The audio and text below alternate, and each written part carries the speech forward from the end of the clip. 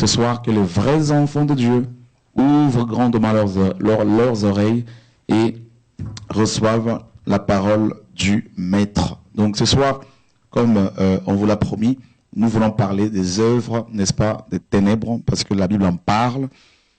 Nous sommes dans le livre de Deutéronome, chapitre 18. Nous lisons à partir du verset 9. Deutéronome, chapitre 18, du verset 9 au verset 14. Lorsque tu seras entré dans le pays que l'Éternel, ton Dieu, te donne, tu n'apprendras point à imiter les abominations de ces nations-là. Qu'on ne trouve chez toi personne qui fasse passer son fils ou sa fille par le feu, personne qui exerce le métier de devin, d'astrologue, d'augure, de magicien, d'enchanteur, personne qui consulte ceux qui évoquent les esprits ou disent la bonne aventure, personne qui interroge les morts. Car quiconque fait ces choses est en abomination à l'Éternel. Et c'est à cause de ces abominations que l'Éternel, ton Dieu, va chasser ces nations devant toi. Tu seras entièrement à l'Éternel, ton Dieu. Car ces nations que tu chasseras écoutent les astrologues et les devins. Mais à toi, l'Éternel, ton Dieu, ne le permet pas. Dieu est catégorique. Les Hébreux, mes amis, en fait, Israël était une préfiguration, n'est-ce pas, de l'Église. Et je ne dis pas que l'Église a remplacé Israël. C'est une doctrine complètement charnelle, complètement anti-biblique, parce que l'Église n'a en aucun cas remplacé Israël et ne le remplacera jamais dans le plan de Dieu. Maintenant, nous savons que Israël, quand cette nation est sortie de l'Égypte, elle était appelée l'Assemblée de Dieu. L'Assemblée de Dieu. Et les 12 tribus étaient comme une église dans le désert, traversant ce désert pour, n'est-ce pas, pour conquérir la terre ou le pays de Cananéens. Et donc c'est une préfiguration de l'église, bien évidemment. Moïse est une image de Yeshua, une préfiguration de Jésus-Christ qui est allé en Égypte pour libérer les enfants d'Israël afin de l'amener, n'est-ce pas, dans le pays de Canaan. Donc, on voit également Christ, bien sûr, qui a fait la même chose et qui est venu nous sauver, n'est-ce pas, du péché, des griffes de Satan. Et nous traversons jusqu'à son retour, n'est-ce pas, et ce grand désert, n'est-ce pas, donc, c'est-à-dire toutes les nations, cette vie terrestre remplie de beaucoup de choses, où il y a le péché, où il y a, n'est-ce pas, l'ennemi qui attaque, où il y a les œuvres de la chair. Et le Seigneur disait justement aux Hébreux qu'il ne fallait surtout pas, n'est-ce pas, imiter les pratiques cananéennes. Il fallait absolument, n'est-ce pas, s'en méfier. Et pourquoi? Parce que justement, les Cananéens allaient être chassés de leur terre, dépossédés de leur territoire, de leur héritage, à cause justement de l'occultisme. Donc vous voyez déjà vous comprenez que une personne qui pratique l'occultisme sera complètement déshéritée, complètement dépouillée, n'est-ce pas, dépouillée de son héritage. Donc l'occultisme nous fait, n'est-ce pas, nous dépouiller, en fait, si quelqu'un qui pratique l'occultisme, automatiquement va perdre carrément son héritage. En gros, c'est ça. Donc Dieu a décidé de chasser les Amoréens parce que justement ils pratiquaient la sorcellerie. Et dans Genèse 15, Dieu dit quelque chose à Abraham.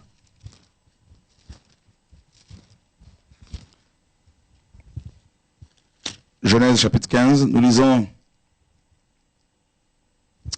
au verset 13, et l'Éternel dit à Abram, sache que tes descendants seront étrangers dans un pays qui ne sera point à eux. Ils y seront asservis et on les opprimera pendant 400 ans. Mais je jugerai la nation à laquelle ils seront asservis et ils sortiront ensemble avec de grandes richesses. Toi, tu iras en paix vers tes pères, tu seras enterré après une heureuse vieillesse. À la 4e génération, ils reviendront ici, car l'iniquité des Amoréens n'est pas encore à son comble. Vous voyez, c'est le verset 16 qui nous emporte. L'iniquité des Amoréens, donc les Amoréens, bien sûr, c'était les Cananéens, les Philistins, tout ce monde, toutes ces peuplades, et on nous dit que leur iniquité n'était pas encore à son comble. Voilà pourquoi Dieu ne pouvait pas encore les chasser. Vous vous rendez compte, frères et sœurs, le Seigneur a attendu plus de 400 ans avant de pouvoir chasser, n'est-ce pas, les Cananéens de leur pays. Comme quoi, Dieu est particulièrement patient. Donc, pendant des siècles et des siècles, ces nations, les Cananéens, les Jébusiens, les Essiens, les Éviens, n'est-ce pas, les Philistins, pratiquaient, n'est-ce pas, l'occultisme. Et Dieu, justement, a attendu, parce qu'il y en a effectivement qui se posent la question de savoir pourquoi Dieu va-t-il donner ce territoire qui appartenait justement aux Cananéens, pourquoi Dieu va-t-il le donner aux Hébreux? Eh bien, tout simplement parce que les Hébreux, les Cananéens pratiquaient l'occultisme. Et Dieu hait ces choses parce que, en fait, l'occultisme, c'est quoi? L'occultisme, c'est tout simplement l'adoration, le culte luciférien. Vous voyez, donc les occultistes, dans leur ensemble, dans la globalité, donc ils adorent Satan. Alors, bien évidemment, vous avez deux types d'occultistes, deux types de sorciers. Vous voyez, le premier type de sorciers sont des sorciers, bien sûr, conscients, des hommes et des femmes, qui, bien évidemment, ont pactisé avec Satan de manière consciente, n'est-ce pas? Donc, c'est un pacte sanguin. Ils ont dû faire des sacrifices, on le verra, pour travailler, pour avoir de l'argent, pour avoir du pouvoir, pour dominer, pour régner, pour contrôler. Et vous avez le deuxième type d'occultistes, de satanistes, de sorciers, de magiciens. Ce sont des personnes qui sont satanistes, tout ça, inconsciemment, donc inconscientes, de manière inconsciente. Donc, c'est des personnes dont les esprits humains donc, sont utilisés à leur insu. Et voilà, donc on en parlera également, si le Seigneur le permet ce soir. Et notez bien cet enseignement, je crois que le Seigneur va véritablement nous aider parce qu'on va toucher un peu, pas mal de choses. On va toucher tout ce qui concerne les Dorlis aux Antilles ou encore Marie de nuit, tout ça et comment ces esprits procèdent pour, n'est-ce pas, attaquer, pour dominer, pour empêcher justement qu'il y ait le bonheur dans les couples, voilà, comment ils provoquent également le célibat. Voilà, donc on apprend, donc on va aller à la racine carrément de l'occultisme. Donc on a vu déjà ici dans Deutéronome, le Seigneur a détaillé un certain nombre de métiers, n'est-ce pas, qui ont un rapport direct avec Satan. Donc on nous parle justement de sacrifices premièrement, donc on parle d'abord de sacrifices humains et on le voit ici, donc dans Deutéronome 18, verset 9, il est dit clairement que, au verset 10, qu'on ne trouve chez toi personne qui fasse passer son fils ou sa fille par le feu. Vous voyez, donc, il est question ici donc, du dieu Moloch. Nous sommes dans Lévitique chapitre 18, verset 21. Lévitique chapitre 18, verset 21. Alors Dieu dit, tu ne livreras aucun de tes enfants pour le sacrifier à Moloch, et tu ne profaneras point le nom de ton Dieu, je suis l'Éternel. Donc c'était une divinité bien sûr des Ammonites, donc en l'honneur de laquelle on sacrifiait des enfants, des bébés, et donc Moloch, et c'était carrément un grand brasier dans lequel les enfants étaient jetés vivants, et voilà, donc et essentiellement les premiers-nés. Vous voyez, les premiers-nés. Pourquoi? Parce que les premiers-nés, d'après les Écritures, donc appartenaient d'emblée au Seigneur. Et Moloch, justement, était cette divinité-là. Donc, ce sacrifice-là qu'on appelait Moloch, justement. Donc, en fait, Moloch est aussi identifié, on le compare, on l'identifie à Satan, en fait, à Lucifer. Et donc, les sacrifices humains. Donc, vous voyez que un des fondements de l'occultisme, c'est le sacrifice. Vous voyez, pourquoi? Parce que Satan essaye de singer Dieu, de l'imiter. Et Dieu est le Dieu des sacrifices. Dieu aime, n'est-ce pas, le sacrifice. Et le plus grand sacrifice que Dieu ait fait, c'est le sacrifice de son propre fils. Vous voyez, donc, en vue de notre salut. Et il y a toujours eu le sacrifice d'animaux dans les Écritures, hein, chez les Orientaux. Et Job, avant même que Moïse ne soit né, Job, n'est-ce pas, dans la Bible, sacrifiait pour ses enfants afin de les purifier. Il offrait des animaux à Dieu. Et dans les Écritures, le premier à avoir offert un sacrifice à Dieu, n'est-ce pas, un animal, et c'est Dieu lui-même. Dieu nous dit dans Genèse 3, a tué un animal et avec sa peau, il va couvrir, n'est-ce pas, habiller l'homme et la femme qui étaient nus après leur chute. Et maintenant, le premier homme à avoir fait un sacrifice à Dieu, c'est bien évidemment Abel. Abel a offert le premier-né de son troupeau à Dieu. Vous voyez, donc ensuite, il y a eu Noé également. Noé qui, après le déluge, va également sacrifier, offrir des actions de grâce, des holocaustes à Dieu. Et donc, vous voyez que la Bible est remplie, n'est-ce pas, des images, hein, remplie d'images, remplie d'épisodes où il est question, n'est-ce pas, des sacrifices.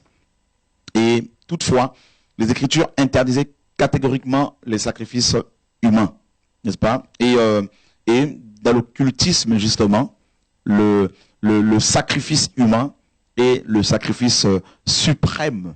Vous voyez? Donc, on peut, donc une personne qui, n'est-ce pas, et d'après bien sûr les témoignages que nous avons ici et là, une personne qui veut, pactiser avec Satan consciemment, dans un premier temps, on peut lui demander de faire des sacrifices d'animaux, hein, tels qu'un coq, et, une chèvre, un bouc, je ne sais pas. Et, mais derrière ce sacrifice, en fait, il y a le sacrifice humain qui va suivre. Par exemple, si on vous demande un coq, vous allez croire que c'est juste un coq comme ça, vous allez donner, mais en fait, ce coq peut symboliser votre père, votre mère, vos enfants, tout ça, ou votre propre vie. Donc, vous voyez bien que Dieu interdisait déjà ici de sacrifier des enfants, des hommes, des humains à Moloch. Et donc, ce Dieu, donc Moloch, cette divinité, ce démon, aimait beaucoup le sang humain. Pourquoi le sang? Parce que le sang, c'est la vie, c'est l'âme. Et voilà. Donc, et deuxièmement, on nous parle des devins. Vous voyez, donc la divination. La divination. Pourquoi les devins? Eh bien, les devins, n'est-ce pas, sont une contrefaçon du ministère prophétique dans la Bible. Voilà. Donc, les devins sont tout simplement des faux prophètes, tels que les prophètes de Baal. Il y en avait 850 en tout, donc 450 prophètes de Baal et 400 prophètes ou prêtres d'Astarté qui, bien sûr, travaillaient avec Jézabel selon 1 Roi chapitre 17, 18, 19, tout ça. Donc, vous voyez bien que les devins sont effectivement une contrefaçon du ministère prophétique authentique. C'est des personnes qui vont essayer de deviner l'avenir. Et croyez-moi, les humains veulent connaître leur avenir. Tout homme veut connaître son avenir. Voyez? Donc, alors du coup, les païens, les inconvertis ont souvent tendance à aller consulter les cramoiseurs, les marabouts, les voyants, tout ça, et ils vont pratiquer, tirer des cartes, tout ça, ils vont observer les nuages, tout ça, et les étoiles pour tirer des pronostics, tout ça.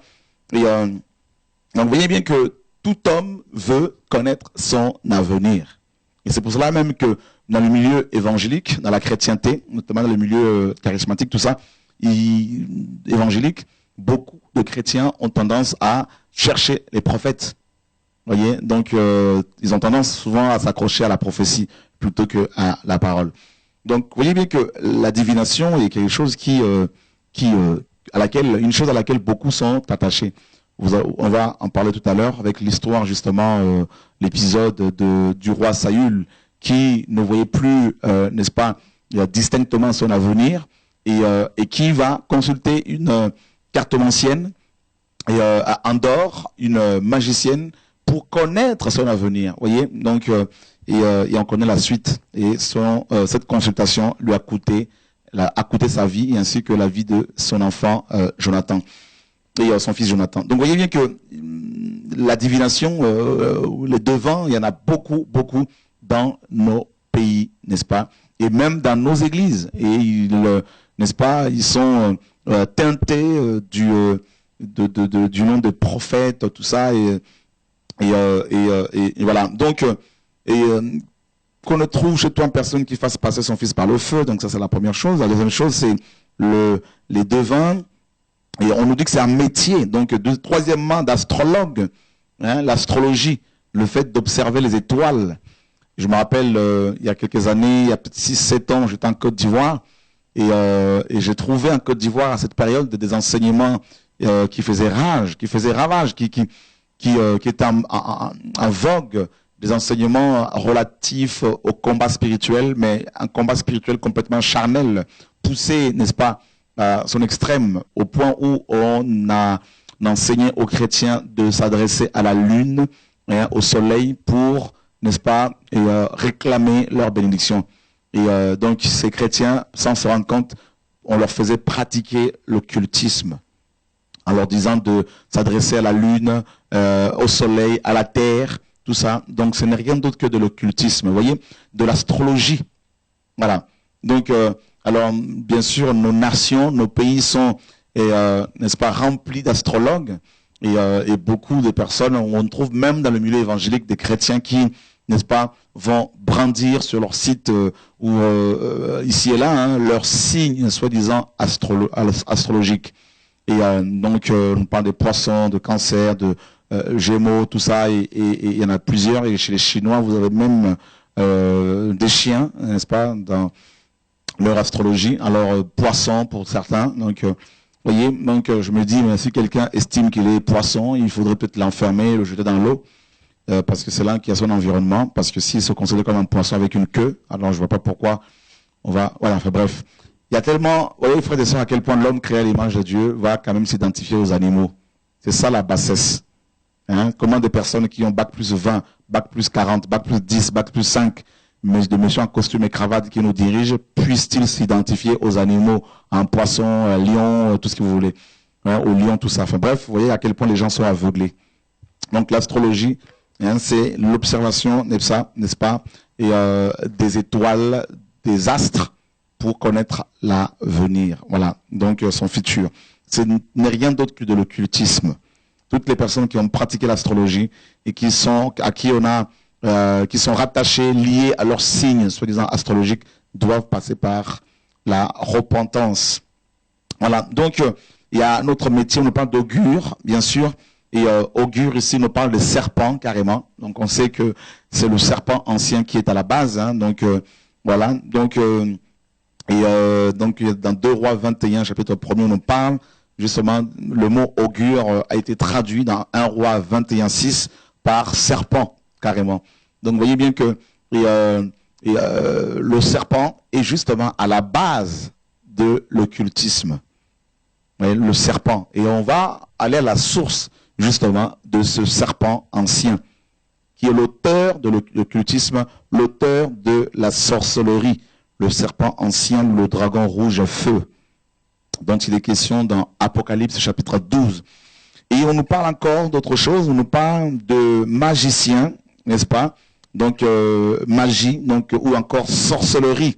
Et dans Daniel chapitre 2, verset 2, on nous parle des magiciens qui étaient, des Chaldéens, qui étaient des grands magiciens, des grands astrologues, et qui étaient autour du roi, n'est-ce pas, Nebuchadnezzar. Et on nous parle également des enchanteurs, n'est-ce pas, et dont la mission est de charmer les gens, de charmer les gens. Et le mot enchanteur signifie aussi lié, alliance, voyez. Donc et associé. Hein, voilà, donc c'est la sorcellerie, c'est une association de l'homme avec le serpent, donc pour charmer les gens, envoûter les gens.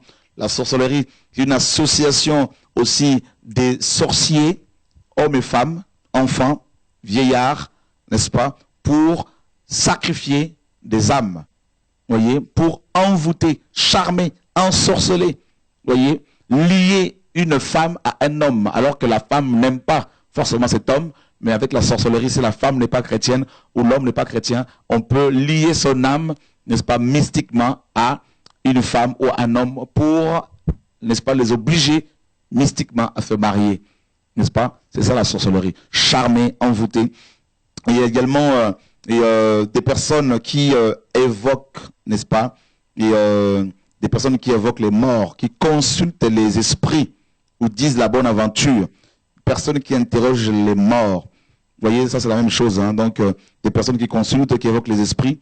Donc le mot esprit ici signifie littéralement python, ou encore mort, n'est-ce pas? Ici en hébreu c'est mort, le mot esprit ici c'est mort. C'est des personnes qui vont consulter, bien sûr, les personnes décédées. Vous voyez, donc c'est de la médiumnité, c'est-à-dire c'est des médiums. Des médiums, médium signifie simplement intermédiaire, hein, médiateur. Donc les médiums sont soit des intermédiaires entre le monde des vivants et le monde de mort. Et voilà. Et les Écritures nous disent qu'il y a des personnes qui peuvent avoir en elles les esprits des morts. Hein, c'est-à-dire pas un esprit de mort qui est un démon, mais les esprits des personnes décédées qui peuvent posséder aussi, des personnes païennes, hein, qui peuvent posséder les hommes. Et on le voit dans Lévitique 20, 27, où Dieu disait que si quelqu'un a en lui l'esprit d'un mort, il fallait le lapider.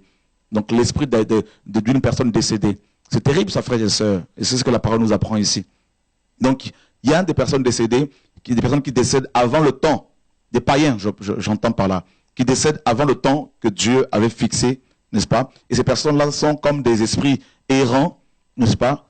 Utilisés par Satan, les démons, les sorciers, pour attaquer les gens comme mari de nuit. Voilà pourquoi on peut parler des maisons hantées, n'est-ce pas? Et des personnes décédées qui vont apparaître, d'autres personnes qui vont les attaquer comme mari et femme de nuit.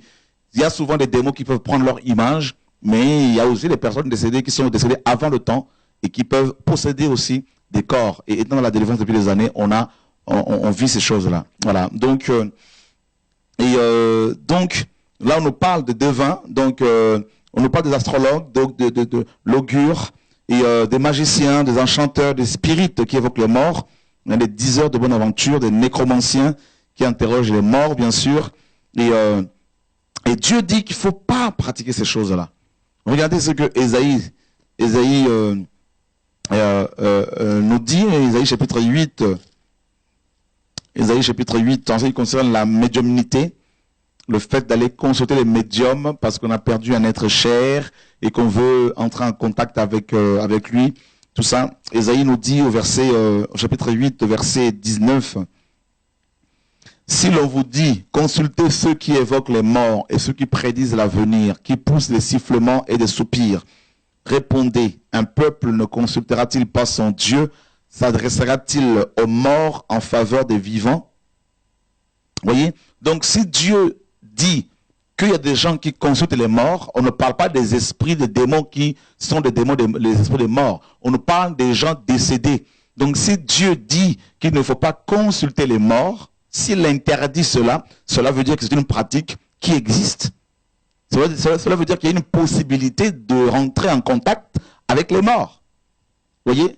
Donc, et les religieux, les gens qui ne veulent pas, n'est-ce pas, qui ne croient pas à la délivrance, au combat spirituel, selon la Bible, vont dire non, mais là, il est question des esprits des morts. La Bible ne parle pas des esprits démoniaques. On nous parle des personnes décédées. Si l'on vous dit consultez ceux qui évoquent les morts, on nous parle des gens qui sont décédés. Et Dieu dit, un peuple ne consultera-t-il pas son Dieu? S'adressera-t-il aux morts en faveur des vivants? Voyez?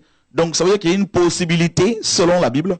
Hein, donc, la Bible est le livre de la vérité. Donc, il y a une possibilité pour les vivants de consulter les personnes décédées. Et Dieu dit, il ne faut pas le faire. Parce qu'une personne qui consulte les morts via les médiums ou les cartes ou encore les vers, tout ça là, eh bien là, la personne automatiquement ouvre une porte à Satan et elle va être possédée. Et voilà. Donc, voyez bien que mes amis, il y a beaucoup de choses qui nous échappent. Nous sommes entourés d'un monde spirituel. Un monde spirituel, mes amis, démoniaque. Il y a aussi le monde spirituel de Dieu. Et il y a une lutte, comme la parole le dit, entre, bien sûr, Satan et le royaume de Dieu. Satan est l'adversaire principal de notre Créateur. Et donc, on a vu qu'il y a plusieurs métiers hein, donc, qui, bien sûr, sont au service du malin. Donc, la magie. La magie, ici, c'est la sorcellerie. C'est quoi la sorcellerie? Eh bien, la sorcellerie, c'est tout simplement, à la base, un démon qui va, n'est-ce pas, créer une connexion entre l'esprit humain de l'homme et le monde spirituel démoniaque. D'accord? Donc, alors le sorcier, à la base, c'est une personne qui, n'est-ce pas, est au service du mal. Et cette personne-là, donc le sorcier, fait aussi ce qu'on appelle des sorties astrales. N'est-ce pas? C'est-à-dire, avec son esprit humain, cette personne peut se retrouver dans d'autres endroits pour épier les gens, pour envoûter les gens, posséder les gens, attaquer les gens, pour, n'est-ce pas, avoir des rapports sexuels avec les gens pendant qu'ils dorment, n'est-ce pas, et aller dans le deuxième monde, le monde spirituel démoniaque, assister à des réunions mystiques avec d'autres sorciers, avec les démons, planifier les attaques contre les chrétiens. Donc c'est ça la sorcellerie. La sorcellerie, c'est le premier, n'est-ce pas, la première marche. Vous voyez, donc c'est ce démon de la sorcellerie qui donne accès aux humains au monde spirituel. Voilà. Donc ça, c'est le premier niveau dans l'occultisme, c'est la sorcellerie. Ensuite, vous avez des magiciens. Bien sûr, là, ils vont carrément travailler la sorcellerie. Ils vont, n'est-ce pas, maîtriser, entre guillemets, un peu cette pratique de la sorcellerie. Mais la sorcellerie, le sorcier est c'est vraiment le compagnon, c'est le débutant, voilà, dans le monde occulte, dans le monde astral, dans le monde démoniaque. Ensuite, s'il commence à travailler la sorcellerie, plus il va sacrifier, plus il va monter en grade. Et ensuite, vous avez des magiciens, bien sûr, et vous avez des professeurs, carrément, des gens qui enseignent maintenant la sorcellerie et qui vont initier d'autres personnes à la sorcellerie, des masses. Et voilà, allons voir un peu la source de l'occultisme. Nous sommes dans, n'est-ce pas, Genèse chapitre 3. Genèse chapitre 3, nous lisons à partir du verset 1er jusqu'au verset 7. Le serpent était le plus rusé de tous les animaux des champs que l'Éternel Dieu avait fait. Le serpent. Donc ici, bien sûr, nous avons Satan en personne, sous la forme d'un serpent, le serpent ancien, le dragon rouge feu. Je vous disais que la sorcellerie, la base de la sorcellerie, c'est le serpent. Voyez, le serpent. Et on nous dit qu'il était le plus rusé de tous les animaux des champs que Dieu avait créés. Donc, vous voyez bien que la sorcellerie, hein, les sorciers, les satanés, se sont très, très rusés. Très, très rusés. Pour attaquer les chrétiens, pour détruire les chrétiens, ils vont utiliser la ruse, la duplicité. Ils vont utiliser le déguisement. Hein, le déguisement, ça c'est une des armes majeures que Satan utilise, le déguisement. Il se déguise en ange de lumière, mais il n'est pas l'ange de lumière. Vous voyez, et souvent les chrétiens appellent Satan l'ange de lumière. Il n'est pas l'ange de lumière, il se déguise en ange de lumière. Vous voyez, donc, et il est tellement capable, il est tellement rusé, il est tellement capable de se déguiser. Il est tellement expert en déguisement qu'il est capable, bien qu'il soit ténèbres, totalement ténèbres, mais il est tellement fort en déguisement qu'il peut n'est-ce pas, paraître, se révéler même aux chrétiens sous la forme d'un ange de lumière.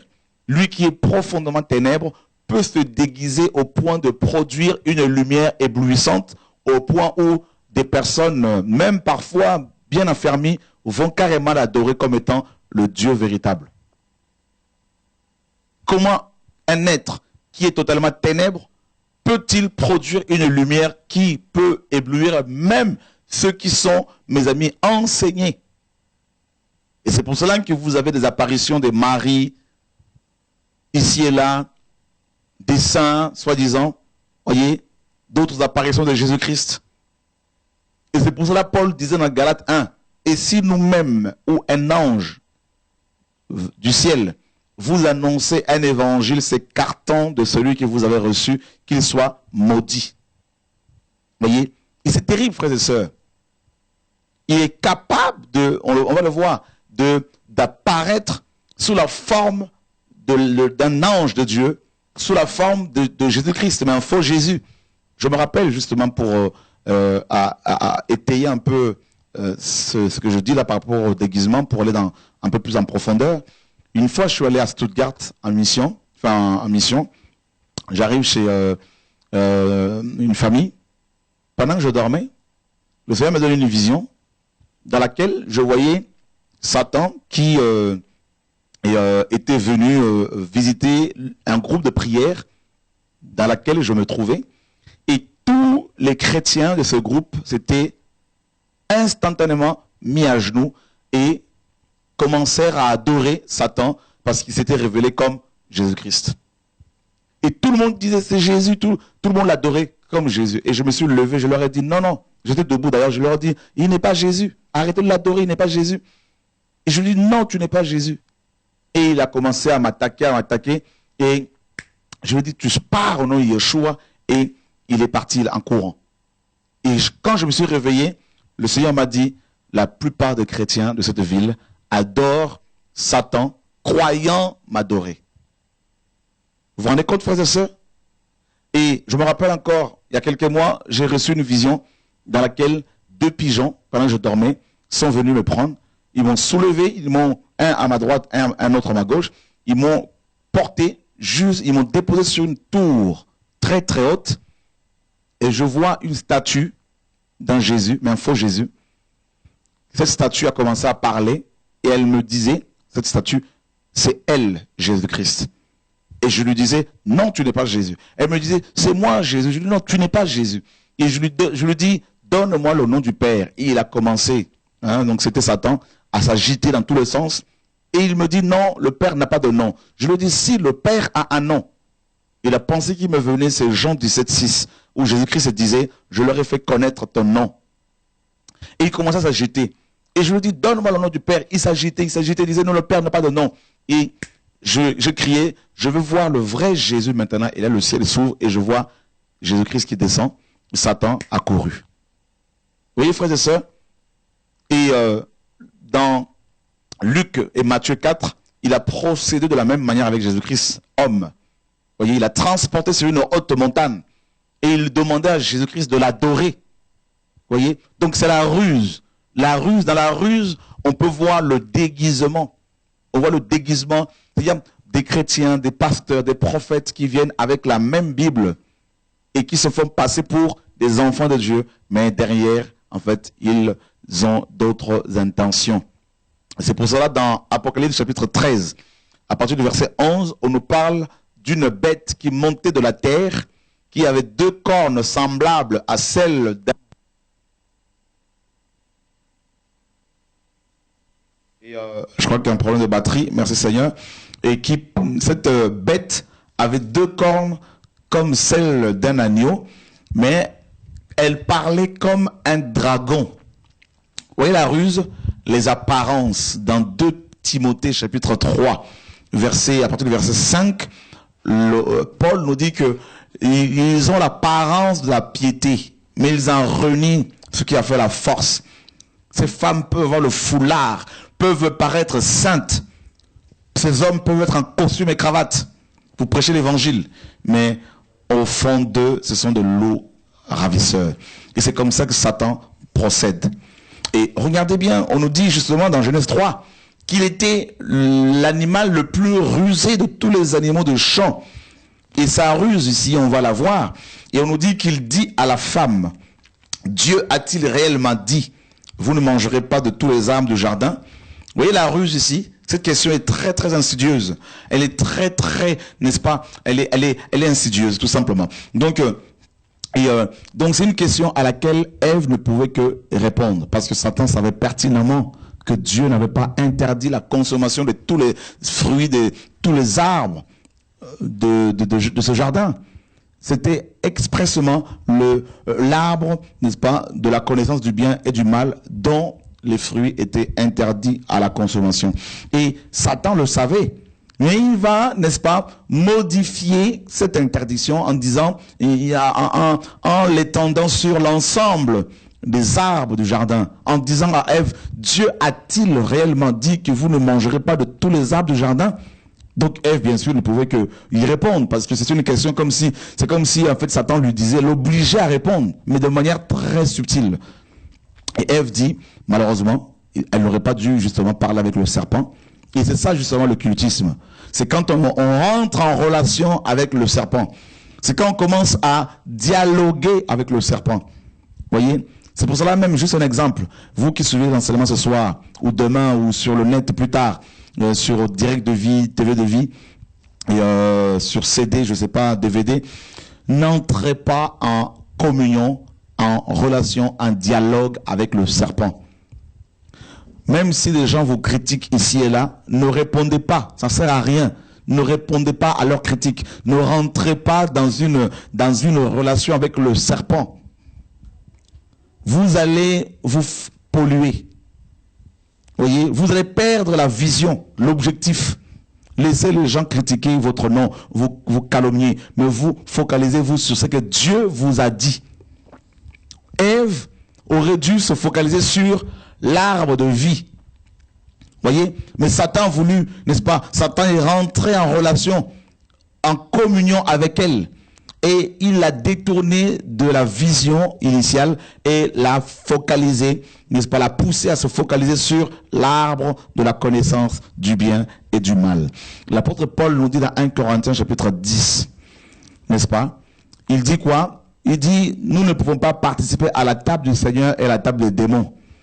Nous ne pouvons pas boire la coupe du Seigneur et la coupe des démons. Nous ne devons pas, mes amis, être en communion. Paul dit, je ne veux pas que vous soyez en communion avec les démons. Voyez? Donc, pas d'association avec le mal. Et il a 2 Corinthiens 6, il dit, quel rapport y a-t-il entre la lumière et les ténèbres? Quel rapport y a-t-il entre le temple de Dieu et Bélial, le temple de Satan? Voyez? Il n'y a pas de rapport. Ne vous mettez pas sous un joug étranger avec les infidèles. N'allez pas vous associer sur les mêmes sites internet avec des gens, avec des pasteurs impudiques, des pasteurs voleurs. Si vous vous associez, vous mettez vos photos là-bas, vous mettez vos vidéos là-bas, je veux dire vos photos, si vous commencez à collaborer avec eux, ça veut dire que vous êtes comme Ève en relation avec le mal. Voyez? On ne peut pas se mettre sous un joug étranger avec les infidèles. Il n'y a pas de rapport entre la lumière et les ténèbres.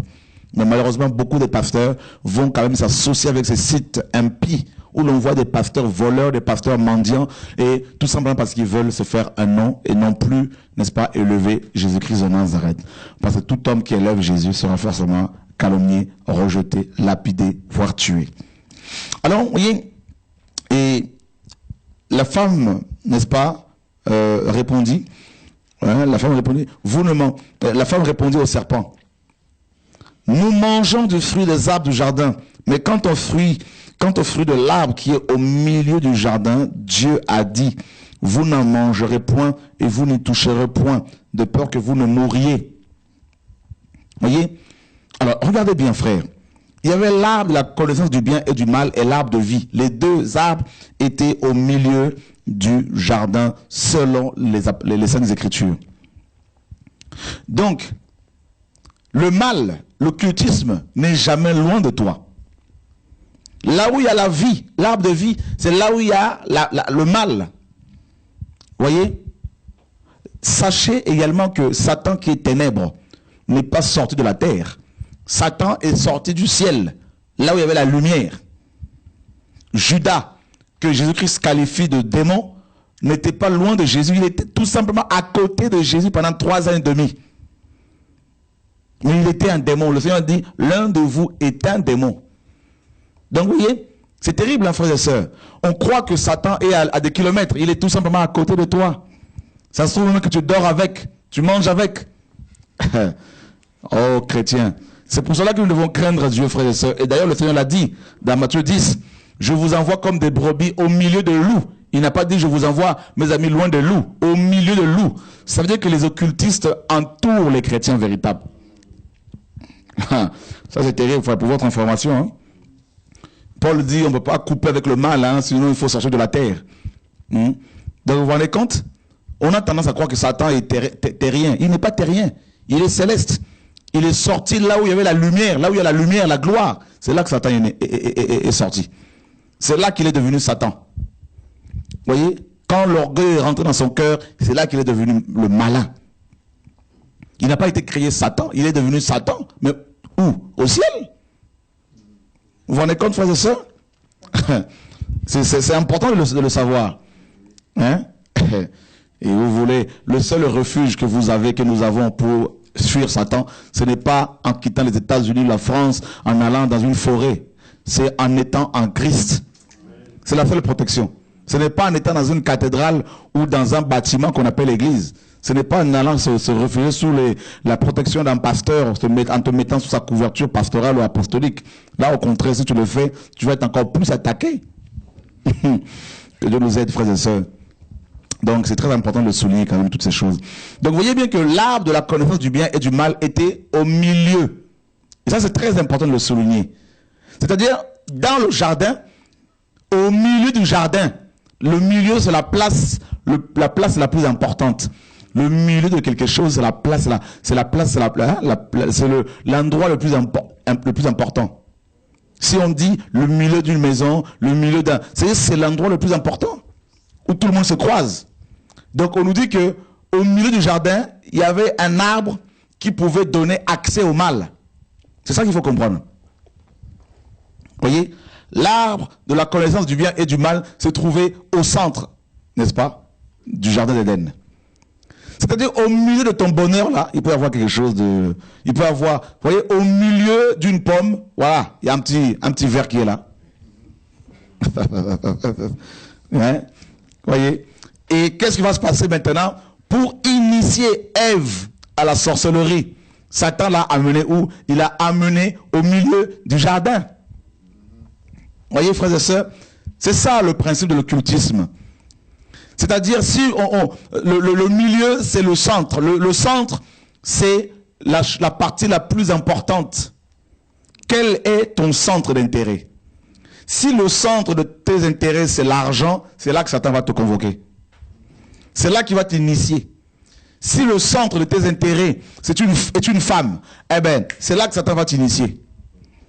Si le centre de tes intérêts, eh bien, c'est l'onction, c'est là que Satan va t'initier. Parce qu'il va te proposer une autre onction. Vous voyez?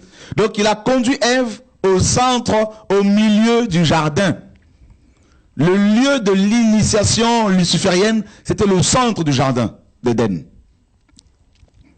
Et bizarrement, c'était aussi le lieu où il y avait la rencontre entre Adam et Dieu. Vous voyez? C'est pour cela, vers le soir, quand Dieu appelle Adam, Adam se cache dans les arbres. Mais chaque soir, Dieu le rencontrait au milieu du jardin. Parce que le milieu du jardin était, n'est-ce pas, il y avait l'arbre de vie et l'arbre de la connaissance du bien et du mal. Donc Adam et Ève allaient au milieu du jardin pour avoir la vie. Le centre de ta vie doit être Christ. Le centre de tes intérêts doit être Christ. Alors là où Christ est le centre, Satan aussi viendra juste à côté pour être le centre. Ah oui? C'est pour cela qu'il faut toujours veiller pour ne pas être embarqué, entraîné. Frères et sœurs, ça veut dire quoi? Si Dieu t'appelle dans un ministère, ne pense pas que Satan viendra de loin. Il sera au centre aussi, à côté. Jusqu'à ta mort, il sera toujours là pour te tenter. C'est comme ça se passe. Regardez, là où il y avait l'onction royale d'Élisée, Géasi est sorti là. Comment vous pouvez comprendre que en Israël, à l'époque où il y avait le ministère prophétique le plus puissant, c'est là qu'est sorti le grand voleur, Géasi. Vous voyez? C'est-à-dire à côté de l'arbre de vie, n'est-ce pas? L'onction qui était sur Élysée, il y avait la mort, Géasi, la lèpre, le vol. C'est un principe biblique, hein, frères et sœurs. Là où il y avait Jacob, l'homme que Dieu a appelé, mes amis, sa propre femme, mes amis, Rachel, la femme qu'il aimait le plus, et était assise sur les téraphimes, les statues démoniaques de son père qu'elle avait volées. Vous voyez, frères et sœurs, c'est terrible. Hein? Les dieux étrangers étaient là, dans la maison de Jacob. C'est terrible, mes amis, comment Satan procède. Il ne va pas t'attaquer de loin, il viendra chez toi. La Bible nous dit dans Job 1, les fils de Dieu s'étaient rassemblés pour prier. Satan est venu au milieu. On a dit, hein, il est venu au milieu. Satan, c'est toujours le centre. Il cherche à être au centre.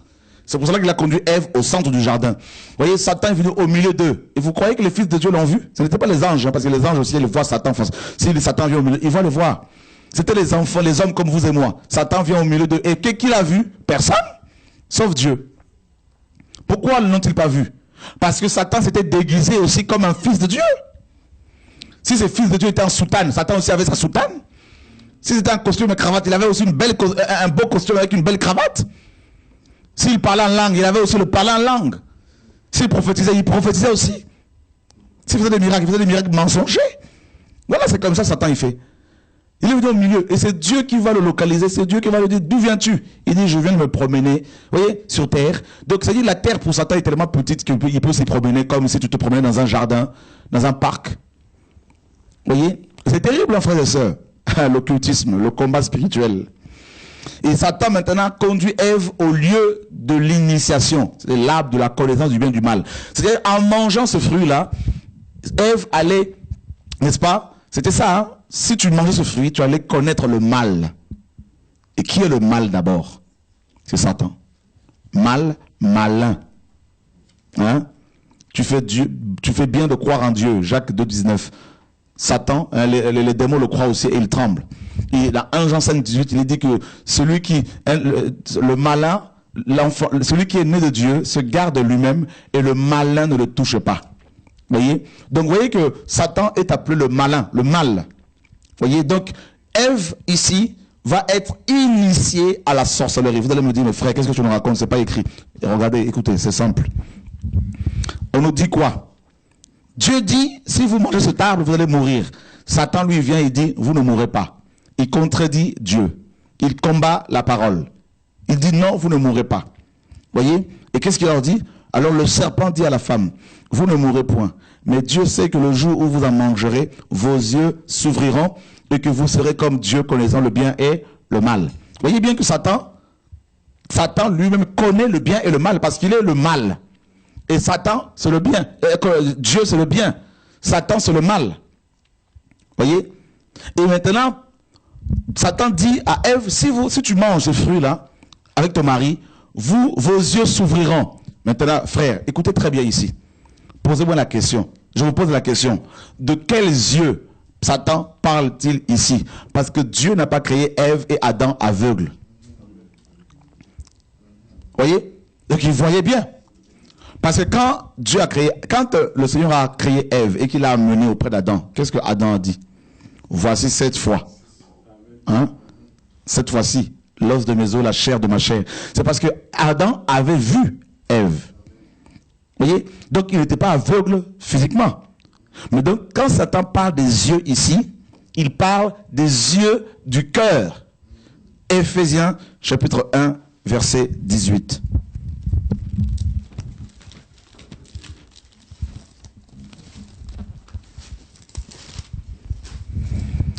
Je vais lire à partir du verset 17 au 15. C'est pourquoi moi aussi, ayant entendu parler de votre foi au Seigneur Yeshua et de votre amour pour tous les saints, je ne cesse de rendre grâce pour vous. Je fais mention de vous dans mes prières, afin que le Dieu de notre Seigneur Jésus-Christ, le Père de gloire, vous donne un esprit de sagesse et de révélation dans sa connaissance. Donc vous voyez, il est question sur la connaissance. Qu'il illumine les yeux de votre cœur. Vous voyez? Qu'il illumine, on peut s'arrêter là, les yeux de votre cœur, afin que vous sachiez Ouais. Donc, vous voyez, il y a une question des yeux du cœur, les yeux du cœur. Donc, c'est tout simplement l'esprit humain. Dieu avait, n'est-ce pas, ne voulait pas que Adam et Ève soient en relation avec le monde démoniaque, avec Satan. Et c'est ce que Satan est venu faire. Il a initié nos grands-parents à l'occultisme. Adam et Ève. Et la Bible dit, automatiquement, n'est-ce pas?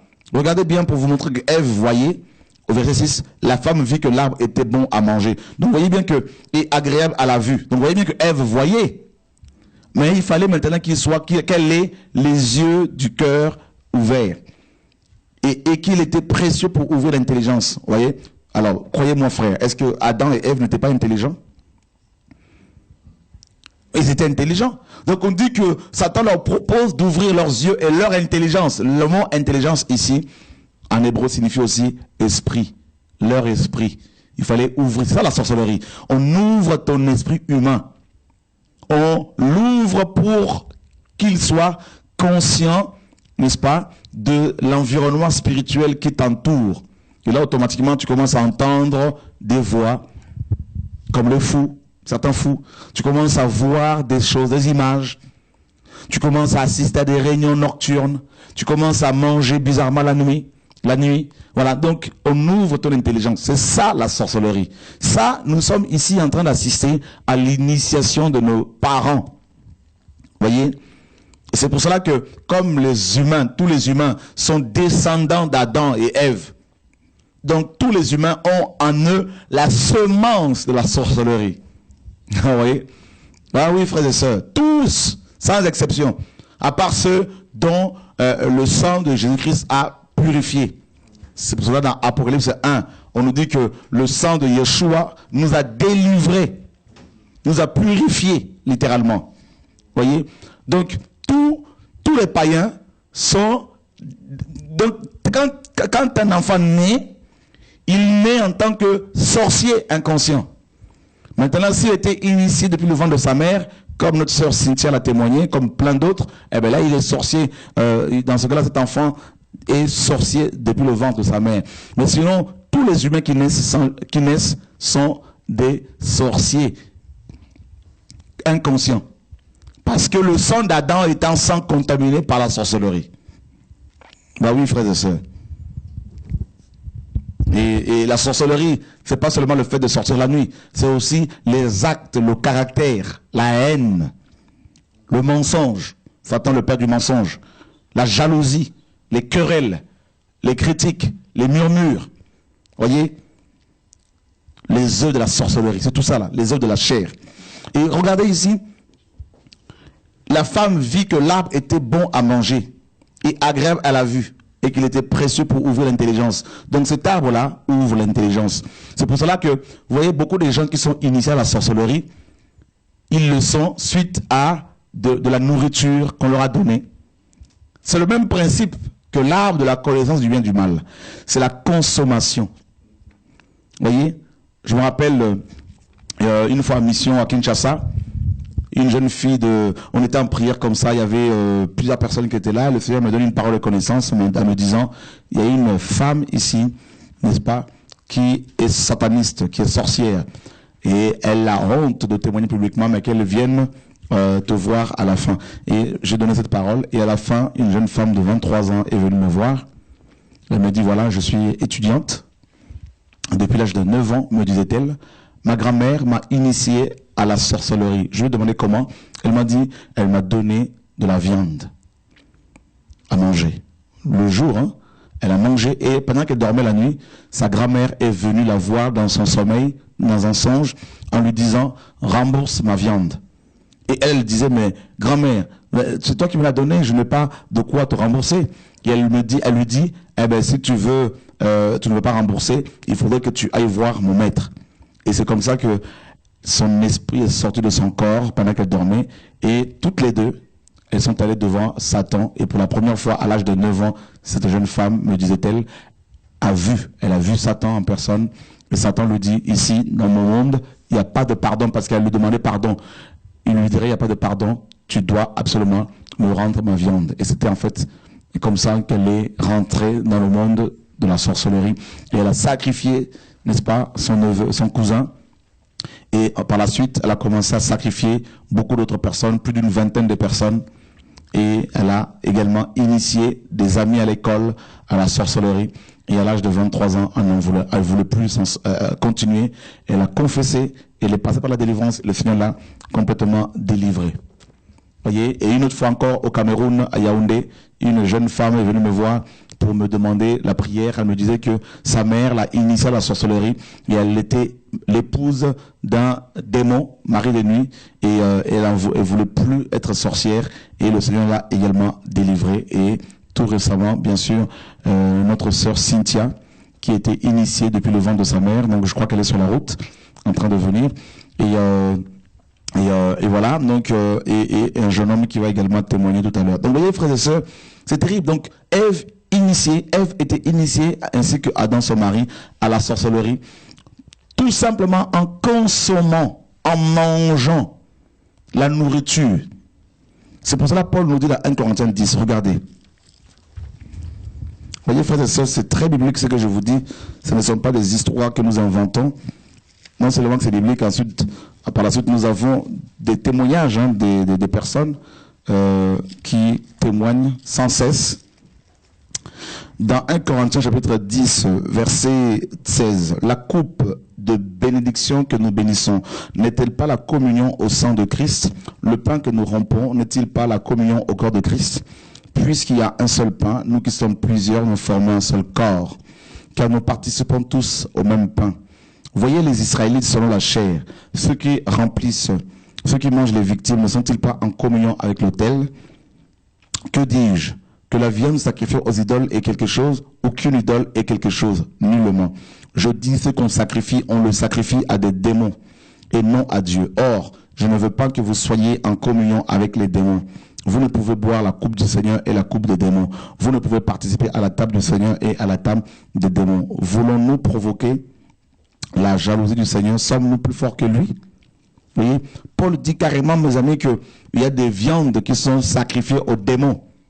Vous voyez, donc, bien sûr, tout est sanctifié par la parole et par la prière, mais si vous ne le faites pas, imaginez, une viande sacrifiée aux démons, si vous la consommez, à votre avis, la viande n'appartient pas aux hommes, elle appartient aux démons. Si vous la consommez, les démons, qu'est-ce qu'ils vont se passer? Qu'est-ce qu'ils vont faire? Eh bien, la nuit, ils viennent vous la réclamer. Et c'est comme ça que les gens sont initiés à la sorcellerie et à la magie. C'est pour cela, avant de manger, il faut tout sanctifier par la prière, au nom de Yeshua. Alléluia. C'est important. Vous voyez? Et regardez, on nous dit que Ève a consommé. Et regardez bien, elle a été d'abord initiée, Ève, hein, donc on nous dit, et elle prit de son fruit et en mangea. Elle en donnant aussi à son mari qui était auprès d'elle et il la mangea. Vous avez vu aussi, l'initiation, vous voyez, Satan a procédé par, n'est-ce pas, étapes. Il a d'abord initié la femme. Vous savez pourquoi la femme? Parce que la femme est un être sensible. La femme est un être sensible, émotionnel, plus que l'homme.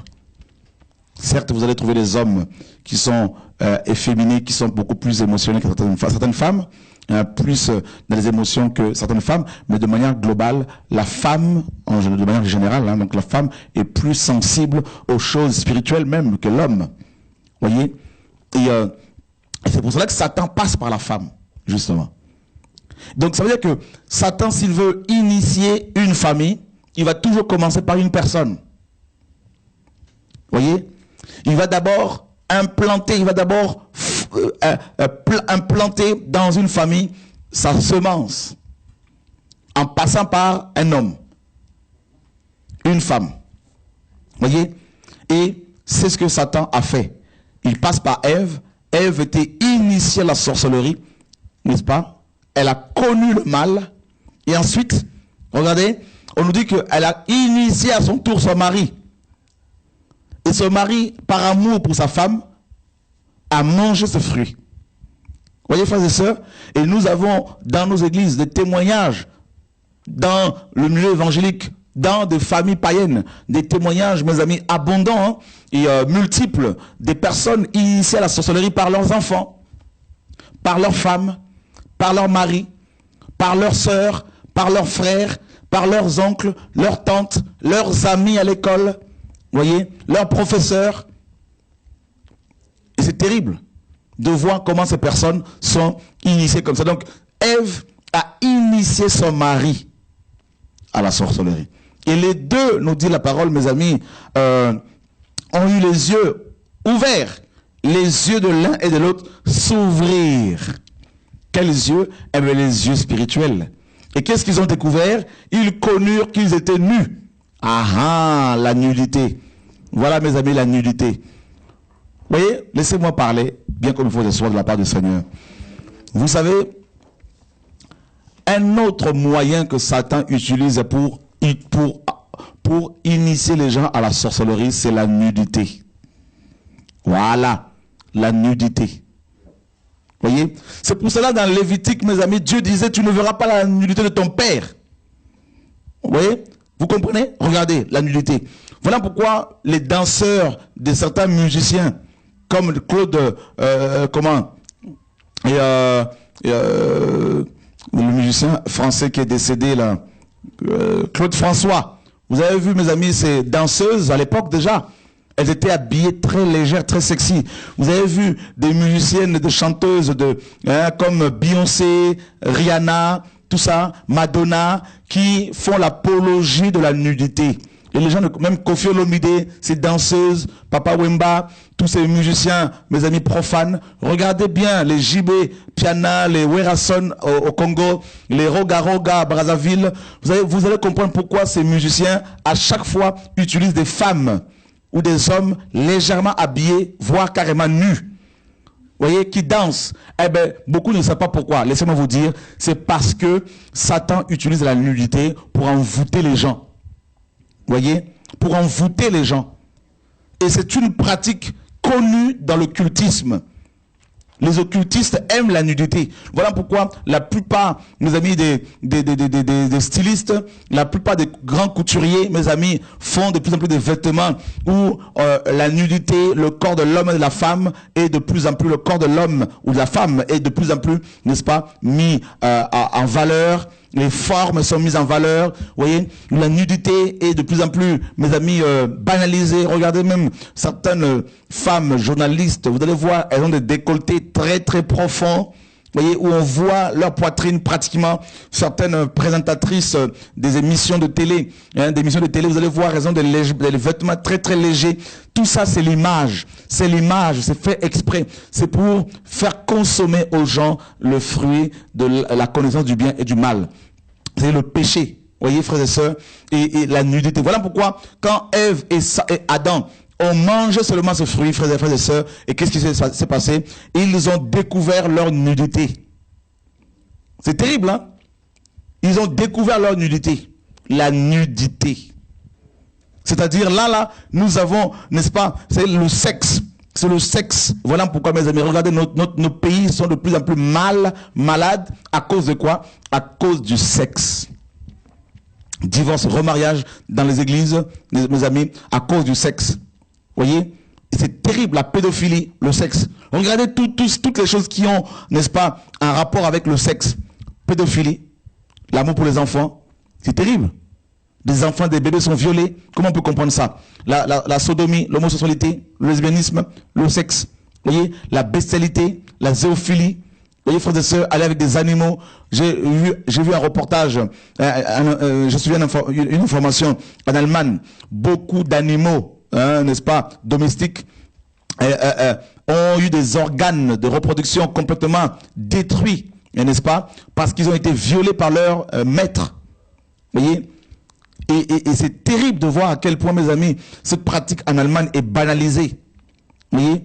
Et la zoophilie, le fait, la zoophilie, la nécrophilie. La nécrophilie, c'est le fait d'avoir des rapports sexuels avec des cadavres, avec des macabres, avec des morts.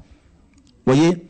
Je me rappelle le témoignage d'un frère qui prêchait la sanctification de son assemblée, et un diacre, un Français d'origine, qui servait la Sainte Seine régulièrement dans cette assemblée, va voir ce frère prédicateur de sainteté à la fin de son message pour lui avouer, mes amis, la nécrophilie. Il lui a dit, chaque week-end, je vais dans un club fermé à Paris où les cadavres sont soignés, lavés, et c'est là que beaucoup de riches viennent coucher avec ces cadavres. Voyez, frères et sœurs, la masturbation, le fait de se faire plaisir soi-même. Vous voyez, tout ce qui a trait à la sorcellerie, frères et sœurs, c'est terrible. Vous voyez, les orgies. Regardez bien, dans 2 Rois 21, 22, 23, on nous dit que Manassé, roi d'Israël, roi de Juda, avait introduit dans le temple de Jérusalem, mes amis, la statue d'Astarté, le dieu du sexe. Et également, il avait mis des lesbiennes, des homosexuels, des prostituées, hommes et femmes. Et il y avait des orgies sexuelles. Et c'est comme ça que les satanistes se transmettent plus facilement les démons. Voyez, plus facilement. Et c'est inimaginable. C'est pour cela que vous allez voir dans beaucoup de pays, on exige aux gens qui veulent accéder au pouvoir de pratiquer, n'est-ce pas, le sexe de manière anti-biblique, n'est-ce pas, contre nature, hein, donc des pratiques vraiment horribles pour être initiés, n'est-ce pas, pour avoir des postes clés. Et surtout en Afrique, beaucoup de jeunes sont obligés de passer par des pratiques anti-bibliques liées au sexe pour être, mes amis, acceptés, pour avoir des emplois. Et c'est comme ça que ça se passe. Ce sont les œuvres de la sorcellerie. Ça a un rapport avec Genèse 3. Vous voyez, frères et sœurs, et c'est terrible de voir à quel point, mes amis, même beaucoup de pasteurs pratiquent ces choses-là. Donc la sorcellerie est rentrée dans nos églises. Et on nous dit qu'ils ont connu qu'ils étaient nus. Vous voyez, l'une des conséquences de la consommation du fruit de l'arbre, de cet arbre, hein, donc l'arbre de la connaissance du bien et du mal, l'une des conséquences, c'est la découverte de sa nudité. Quand même, c'est quand même impressionnant. Nous sommes appelés à découvrir Dieu. Mais là, ils ont été amenés à découvrir leur nudité. Le Dieu sexe. Avec tous ces dérapages. Et regardez, mes amis, toutes ces danses où les femmes sont habillées légèrement, hein, donc c'est les gens qui suivent, qui écoutent cette musique-là avec ces danseuses habillées sexy, sont envoûtés, sont initiés à la sorcellerie à leur insu. Ils deviennent des sorciers inconscients. Leurs esprits sont utilisés par Satan pour attaquer les gens, tout ça, pour travailler comme des esclaves. Et ils travaillent, ils gagnent de l'argent, beaucoup n'arrivent pas à jouir de leur argent, ils ne comprennent pas pourquoi. À force de regarder des musiciens bizarres, de la musique profane, d'écouter cette musique profane avec des clips, regardez même des clips de beaucoup de chrétiens. L'image. Un chrétien qui adore Dieu ne doit pas faire des clips. S'il fait un clip, c'est pour montrer la beauté de la nature, la création de Dieu. Mais c'est pas pour se montrer lui-même. Et voilà, tout est basé sur l'image, le sexe, l'image, le culte de la personnalité, hein, le culte du corps humain, de la beauté, hein, du corps. Vous voyez, nous sommes dans Lévitique chapitre 18. Hein, donc on va lire juste quelques passages. Voilà. Il est dit, nul de vous, verset 6, ne s'approchera de sa parente pour découvrir sa nudité. Je suis l'Éternel. Tu ne découvriras point la nudité de ton père, ni la nudité de ta mère. C'est ta mère. Tu ne découvriras point sa nudité. Regardez dans les plages, dans nos pays dits modernes, où des chrétiens, même des pasteurs même vont dans les plages, hein, avec leurs ouailles. Ils ont le ventre en l'air. Hein, les femmes ont, excusez-moi du terme, les fesses en l'air, hein, les derrière en l'air, et les seins en l'air, le ventre en l'air, et tout ça on dit, Dieu va comprendre, Dieu est amour. Vous voyez, les gens voient leur nudité, et ils sont tellement dans la confusion, ils sont tellement nés dans la convoitise qu'ils ne voient même plus la convoitise. Vous voyez, ils sont même plus conscients de la convoitise, parce qu'ils sont tellement morts. La nudité. Vous voyez, alors nous sommes frères et sœurs, allons nous baigner. Je ne dis pas qu'aller se laver dans une plage c'est mauvais, mais il faut aller quand il n'y a personne dans ce cas-là. Vous voyez, Mais pas quand il y a du monde comme ça, vous allez voir les corps des hommes, des femmes, et vous allez vous dire que ça ne vous fait rien. Et ça ne vous fait rien, ça veut dire que vous êtes mort. Justement. Voilà. Parce qu'un mort ne réagit plus. Vous êtes mort par rapport à la sanctification. Voilà pourquoi le péché pour vous est banalisé.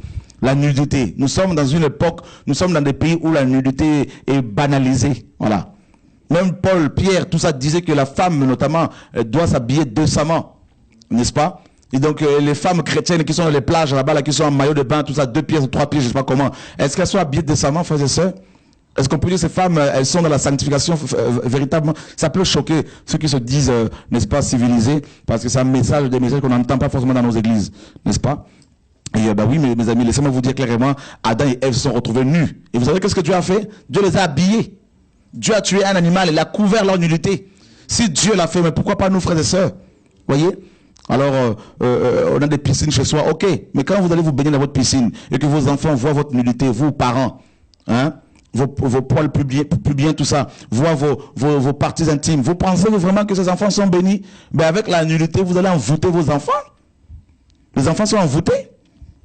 Parce que Satan se sert de la nudité pour envoûter les gens. Vous voyez? Paul nous dit dans 1 Corinthiens 7, le corps de la femme ne lui appartient pas. C'est-à-dire littéralement les parties intimes de la femme, hein, et les parties intimes de l'homme.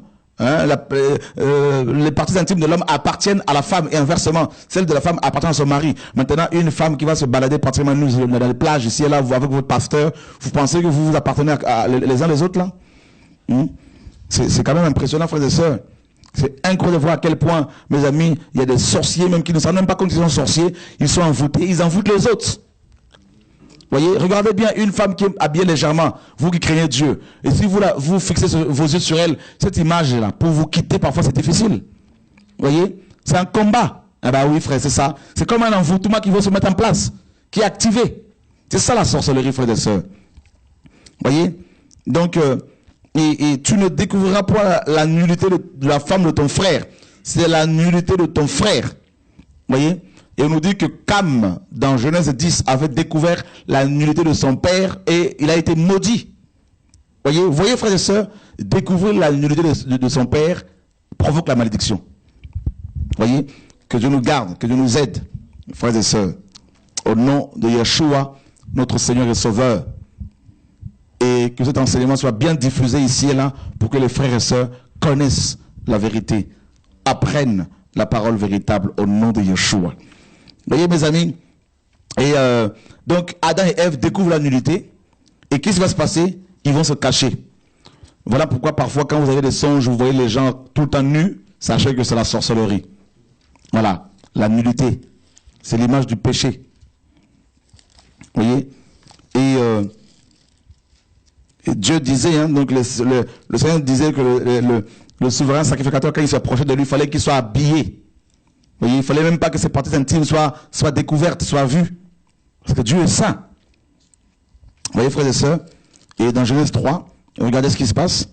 Alors, verset 8, ils entendirent la voix de l'Éternel Dieu qui parcourait le jardin vers le soir, et l'homme et sa femme se cachèrent loin de la face de l'Éternel Dieu, loin de la face de l'Éternel Dieu, au milieu des arbres du jardin. Mais l'Éternel Dieu appela l'homme et lui dit, où es-tu? Il répondit, j'ai entendu ta voix dans le jardin et j'ai eu peur parce que je suis nu et je me suis caché. Voilà. Quand on est nu, sorcier, on ne peut pas paraître devant le Seigneur. C'est pas possible. Voilà. La nudité. Voyez? Et c'est pour cela que quand les sorciers vont là-bas, dans le deuxième monde, dans le monde satanique, diabolique, ils vont nus. Ben oui, ils sont tous nus. Pour votre information, ils ne sont pas habillés, ils sont nus. Parce que la nudité, c'est ça la sorcellerie. C'est pour cela que Christ est notre vêtement, nous dit. Revêtez-vous de Christ. Ben oui.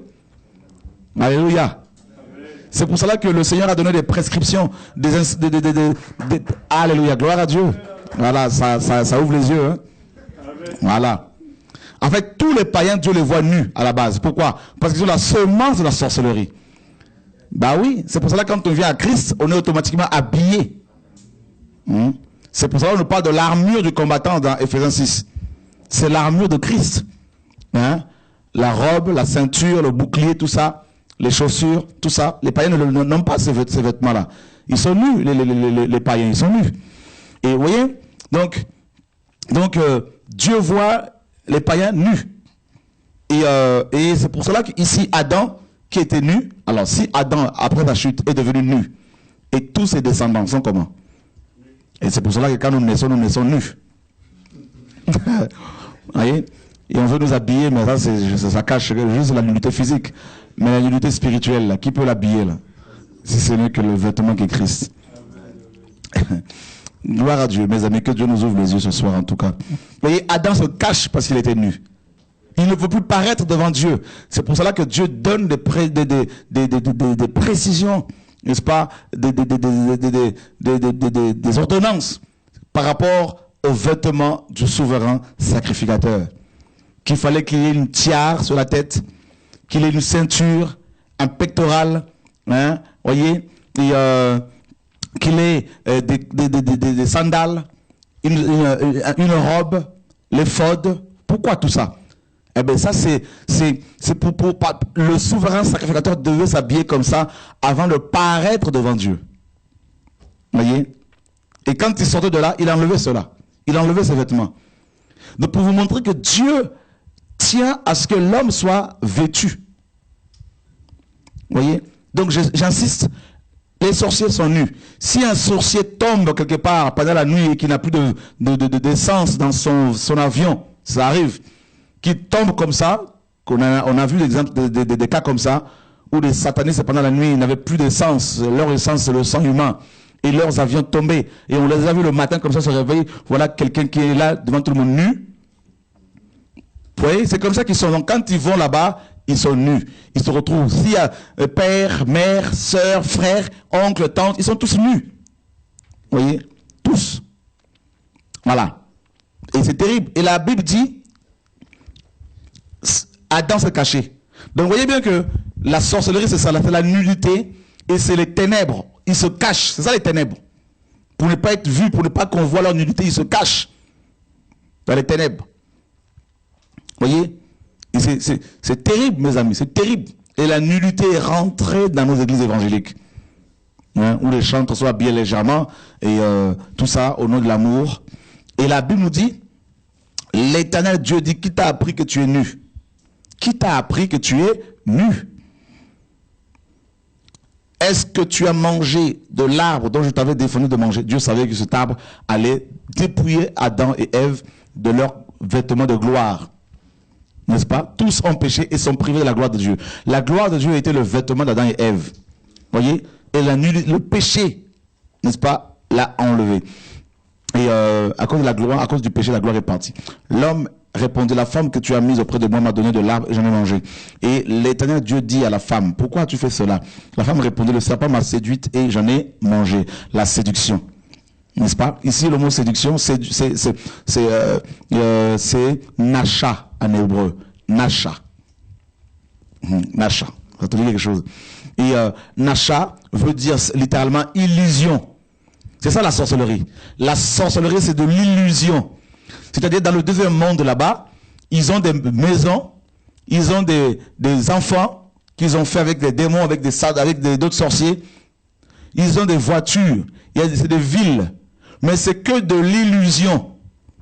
C'est-à-dire, quand ils arrivent là-bas, Satan leur dit, si vous voulez avoir tout, si vous voulez que vos rêves se concrétisent, c'est-à-dire si vous voulez avoir des grosses villas, avec des piscines, avec comme les stars sur la terre, eh bien, sacrifiez-moi des hommes. Et là, donnez-moi du sang. Et là, ils donnent du sang. Et là-bas, dans le deuxième monde, ils sont comme des stars. Ils ont des grandes maisons, des grosses villas. Ce n'est que de l'illusion. C'est la séduction. C'est artificiel. Voyez? Et c'est ça qui fait que beaucoup, malheureusement, se font avoir. Et comme Ève, elle a dit, en gros, Satan, le serpent m'a illusionné. Voyez? C'est un leurre. Un leurre. Pour attraper un poisson, on met un leurre. Ce n'est pas vraiment une vraie nourriture. Voyez? Mais le poisson pense que c'est un vrai repas. Mais c'est un leurre, parce que derrière, il y a l'hameçon. C'est ce que Ève est en train de dire ici. Satan m'a fait croire des choses. C'est ça la sorcellerie. Et beaucoup de sorciers maintenant, quand on leur dit, je prends un exemple, Satan leur dit, donne-moi un coq et tu auras la richesse. Le sorcier se dit, le coq, bon, Satan ne me demande pas un homme, il me demande un coq. Donc je donne un coq, et en donnant un coq, tac, le coq devient son père, sa mère. Voyez? Et Satan lui dit, tu auras du succès. Et le sorcier également va avoir du succès, et il se rend quand même compte que sa mère est passée ou son père. Quoique parfois Satan leur dit clairement, donnez-moi votre père, votre mère. Et là déjà, souvent il va user de la sorcellerie, de la tromperie, en leur disant, donnez-moi un coq ou une chèvre, et quand tu donnes ça, là c'est quelqu'un de ta famille qui meurt. Et là déjà tu es illusionné, trompé, leurré. Et ensuite, on te dit, tu auras de l'argent. Et pendant quelques temps, tu peux avoir de l'argent effectivement, mais en fait avec cet argent, tu ne peux pas bâtir quelque chose de solide. Et au bout de 5 ans de succès, tu te rends compte qu'une maladie t'attrape, cancer, hépatite, toutes les maladies bizarres là, et là, tu es complètement illusionné, c'est la mort, c'est la confusion. Et là, on nous dit, la femme dit, c'est le serpent qui m'a séduite, et j'en ai mangé. Vous voyez, c'est un mirage, hein. Séduction, c'est mirage aussi. Vous voyez, Nasha, donc illusion, perception fausse, apparence trompeuse, jugement erroné, chimère. Voilà. Vous voyez, des chimères, ça c'est Satan. Vous voyez, et ensuite, l'Éternel Dieu dit au serpent, puisque tu as fait cela, tu seras maudit entre tout le bétail et entre tous les animaux des champs, et tu marcheras sur ton ventre et tu mangeras de la poussière tous les jours de ta vie.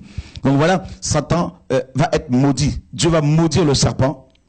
Donc la sorcellerie amène la malédiction.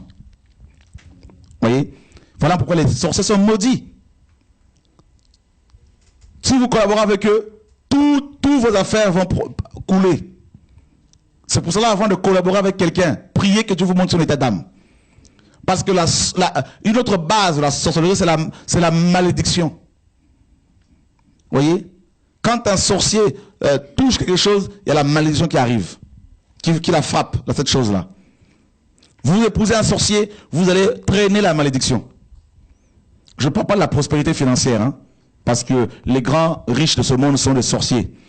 Vous voyez? Mais je parle de cette vie abondante qui fait que même si tu n'as pas de quoi, même si ton compte bancaire n'est pas approvisionné, mais tu n'es pas en manque. Tu ne mendies pas. Voilà, exactement. Chaque jour, le pain quotidien t'est donné par le Seigneur. Vous voyez? Tu as la paix. Mais vous allez voir que beaucoup de chrétiens, ils ont une forme de malédiction. Mais ils ne sont pas véritablement convertis, ils sont des religieux. Vous allez voir que les sorciers sont maudits. Ils ont une mauvaise mine. Ils sont bizarres. Ils ont des maladies bizarres. Vous voyez? Un sorcier va avoir une maladie qui ne finit pas, une plaie bizarre, des choses qui le frappent. Je ne dis pas que tous ceux qui sont frappés comme ça sont des sorciers. Mais sachez quand même que la sorcellerie amène la malédiction. Vous voyez? La malédiction, la stérilité, la pauvreté bizarre. Quelqu'un qui, je précise bien la pauvreté, c'est le fait de commencer à mendier partout. Vous voyez? Mais un enfant de Dieu qui craint Dieu n'est pas pauvre dans le sens où chaque jour Dieu donne le pain quotidien. Vous voyez?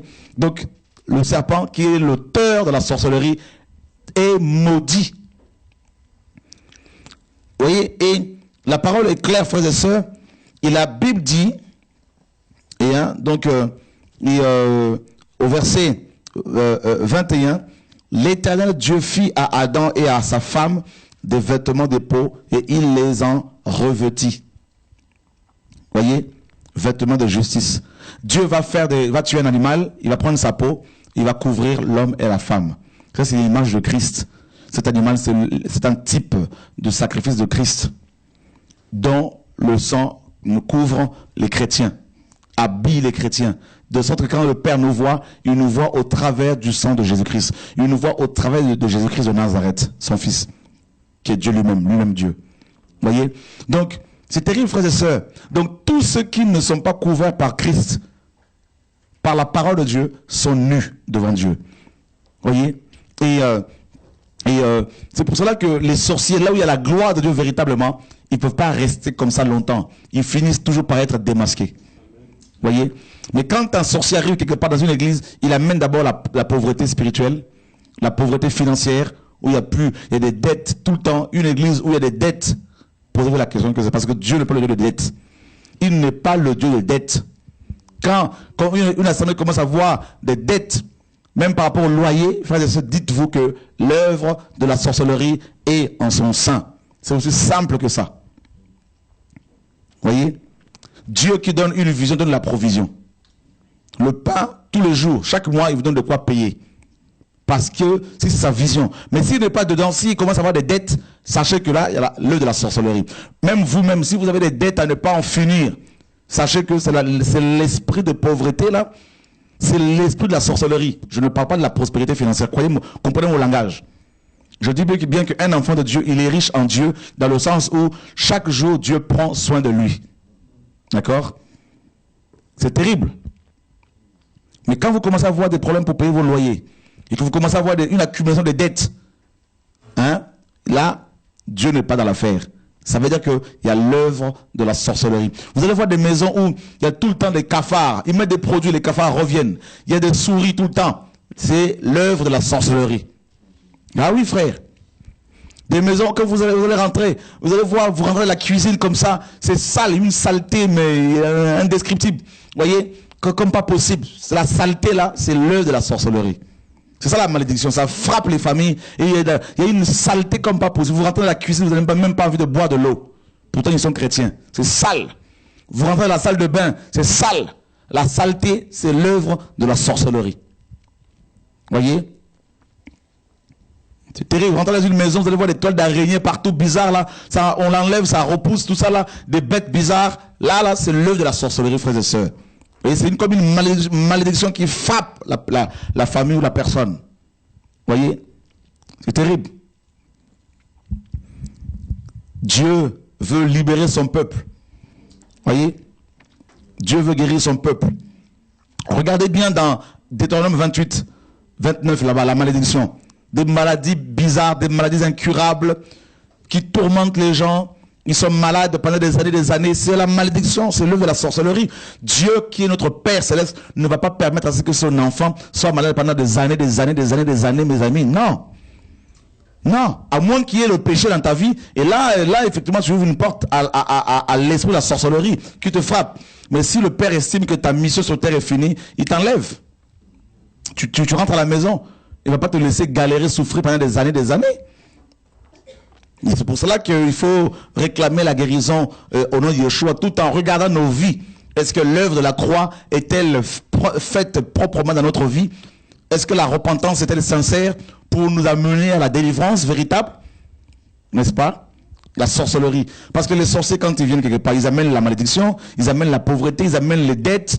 Hein? Ils amènent, mes amis, le mensonge, ils amènent les ténèbres, ils amènent la peur, ils amènent le doute, ils amènent la division, toutes ces choses, la cupidité. Ils sont les œuvres de la sorcellerie. Ils amènent la saleté, même la saleté physique, des odeurs nauséabondes, voyez, qui ne partent pas.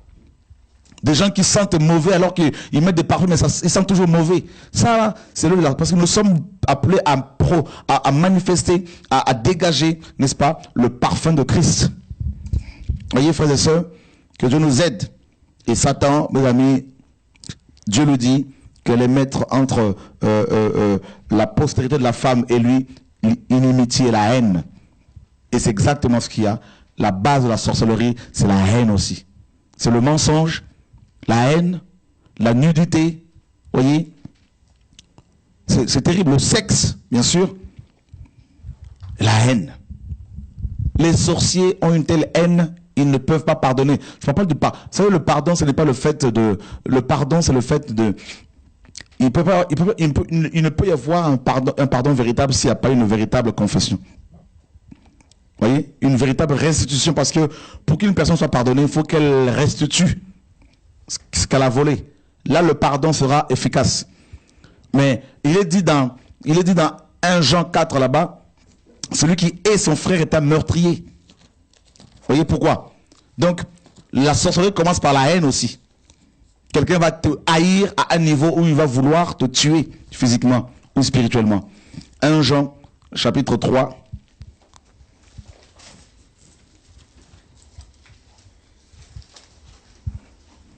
Vous voyez? 1 Jean, le Seigneur est bon. Dieu va nous aider, va nous parler encore bien comme il faut ce soir. Alors nous sommes dans 1 Jean chapitre 3, nous lisons à partir du verset 11. Car ce qui a été annoncé et ce que vous avez entendu dès le commencement, c'est que nous devons nous aimer les uns les autres et ne pas ressembler à Caïn qui était du malin et qui tua son frère. Et pourquoi le tua-t-il? Parce que ses œuvres étaient mauvaises et que les celles de son frère étaient justes. Vous voyez, Caïn était aussi un grand sorcier. Il a tué son frère. Pourquoi? À cause de la jalousie. Voilà un autre fondement de la sorcellerie, la jalousie. À cause de la jalousie, on peut même te tuer. Vous voyez? Parce qu'on jalouse ton ministère, on jalouse ton onction, on jalouse tes dons, n'est-ce pas? Ta femme, tes enfants, ta vie. Et on veut te tuer aussi avec la langue. On veut te tuer avec la calomnie en inventant des histoires qui n'ont ni tête ni queue. Vous voyez? La jalousie. Et on nous dit que Caïn était du malin. Donc vous voyez bien qu'il y a des hommes qui sont du malin. Il y a des êtres humains qui sont du malin. Vous voyez? Qui appartiennent à Satan. Et Caïn présentait aussi des offrandes à Dieu. C'est-à-dire qu'il faisait semblant d'adorer Dieu, comme son frère Abel. Donc vous avez des chrétiens comme ça qui sont avec nous dans nos assemblées, dans vos assemblées, même dans vos maisons, mais ils ne sont pas de Dieu. Maintenant, je ne veux pas que vous soyez en panique pour savoir, commencer à voir des sorciers partout. Priez que Dieu vous montre les cœurs des gens. Et très souvent, les sorciers, pour créer la diversion, ils vont, pour ne pas être démasqués, ils vont traiter les vrais enfants de Dieu de sorciers. Alors que c'est eux-mêmes qui sont sorciers. Ils font ça pour créer la diversion, pour ne pas qu'on les localise, qu'on les discerne, qu'on les cerne, qu'on les définisse, qu'on les attrape. C'est pour cela, si quelqu'un te dit, oui, tel frère, tel pasteur est sorcier, priez d'abord que Dieu vous montre son cœur. Et Dieu, si vous êtes son enfant, vous parlera en songe, en vision, chez vous à la maison. Vous voyez? C'est trop facile d'accuser quelqu'un de sorcier alors qu'on ne connaît pas la personne. Donc priez que Dieu vous montre les œuvres de la personne. Ça, c'est pour créer la diversion, pour détruire l'œuvre du Seigneur avec la langue. Vous voyez? Et qu'est-ce que le Seigneur dit? Ne vous étonnez pas, frères, si le monde vous hait. Donc déjà, les vrais chrétiens sont haïs par le monde. Vous voyez? Parce que le monde est rempli de sorcellerie. Hein? Et nous savons que nous sommes passés de la mort à la vie parce que nous aimons les frères. Celui qui n'aime pas demeure dans la mort. Quiconque est son frère est un meurtrier. Et vous savez qu'aucun meurtrier n'a la vie éternelle demeurant en lui. Vous voyez, quiconque est son frère est un meurtrier. Parce qu'avec la haine, on peut libérer des paroles que Satan peut utiliser pour tuer. Vous voyez? Ah oui, la sorcellerie, c'est aussi les paroles que nous sortons. Que Satan, les démons peuvent utiliser pour tuer. Vous voyez? C'est pour ça que c'est terrible quand on se met en colère. Il faut faire attention par rapport aux paroles que nous pouvons sortir. La sorcellerie. Les œuvres de la sorcellerie. Et, mes amis, regardez ce que la parole nous dit dans Apocalypse chapitre 22. Apocalypse 21, pardon. Verset 6. Et il me dit, c'est fait. Je suis l'alpha et l'oméga, le commencement et la fin. À celui qui a soif, je donnerai la source de l'eau et de la vie gratuitement. Celui qui vaincra héritera ces choses. Je serai son Dieu et il sera mon fils.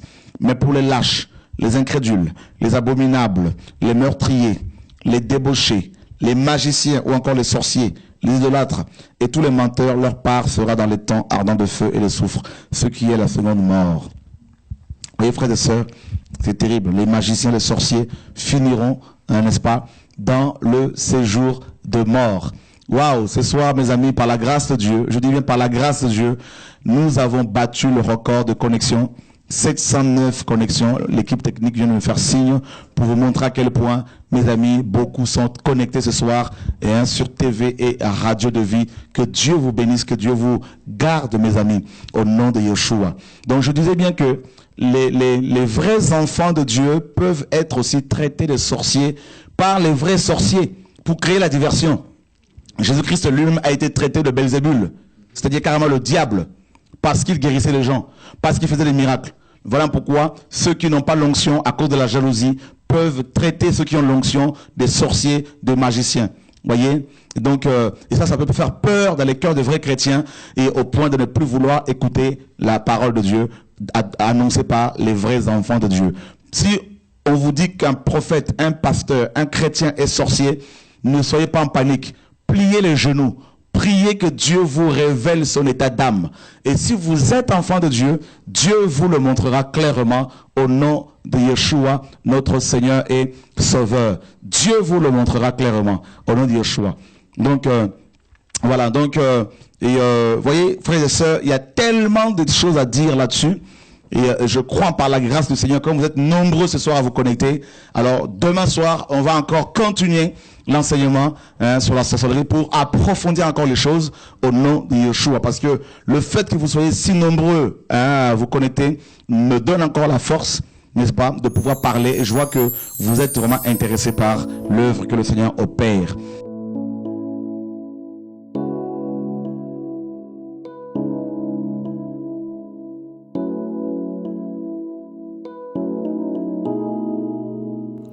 Il y a longtemps je marchais dans ce monde, loin de toi comme un aveugle. Mais tu as conservé mon âme, et tes yeux étaient toujours sur moi, Jésus, conseiller.